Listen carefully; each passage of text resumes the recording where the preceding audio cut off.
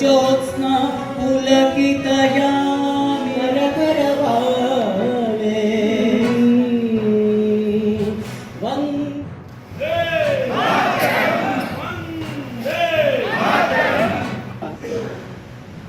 ಅವರು ಒಂದು ಉತ್ತರ ಸಿಕ್ತು ಬಂದಿತ್ತು ಹಿಂದೆನೆ. ಅದನ್ನು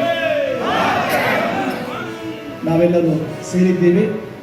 ಈ ಒಂದು 60 ವರ್ಷಕ್ಕಿಂತ ಕಡಿಮೆ ವಯಸ್ಸಿನ ಈ ಜನಾಂಗಕ್ಕೆ, ಈಗಿನ ಜನಾಂಗಕ್ಕೆ ಇದು ನೆನಪಿರೋಕ್ಕೆ ಸಾಧ್ಯ ಇಲ್ಲ. ಹಾಗಾದರೆ ಮರ್ತ್ಬಿಡ್ಬೇಕಾ ಸಮಾಜ ಅದನ್ನು ಹಳೆಲ್ಲ ಮತ್ತೆ ಹೋಗ್ಬಿಡ್ಬೇಕು. ಓದಬೇಕು. ಯಾಕಂದರೆ ಅನೇಕ ಸಂಗತಿಗಳನ್ನ ಮಾನ್ಯ ಚಕ್ರವರ್ತಿಗಳು, ಅನೇಕ ವಿಶ್ಲೇಷಣಾತ್ಮಕ ಸಂಗತಿಗಳನ್ನ ಮಾನ್ಯ ಪ್ರಕಾಶ್ ಬೆಳವಡಿಯವರು ಮುಂದೆ ಇಟ್ಟಿದ್ದಾರೆ ಅಂತಲೇ. ಸತ್ಯ ತಿಳ್ಕೊಳ್ಬೇಕು.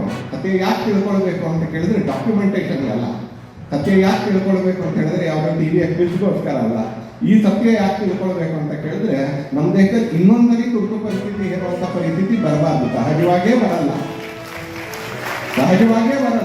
ಅಕಸ್ಮಾತ್ ಮೈ ಮಾಡ್ತಿದ್ರೆ ಯಾವ ಕಾರಣಕ್ಕೂ ತುರ್ತು ಪರಿಸ್ಥಿತಿ ಹೇರುವಂಥ ಪರಿಸ್ಥಿತಿ ಬರಬಾರ್ದು.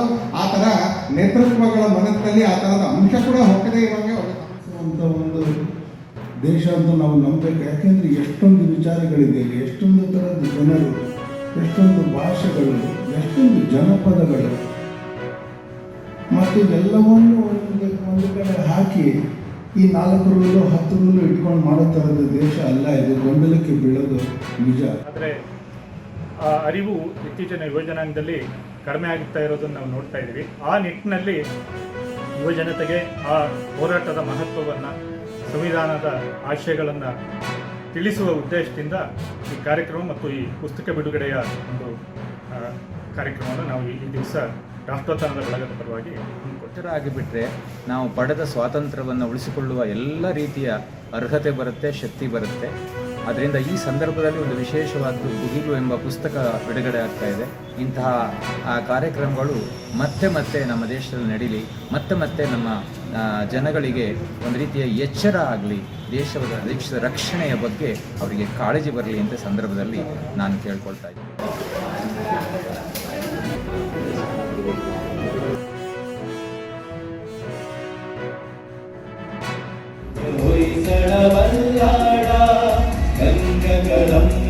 ರಾಷ್ಟ್ರಕೂಟ ಬಲ ಚಾಲುಕ್ಯ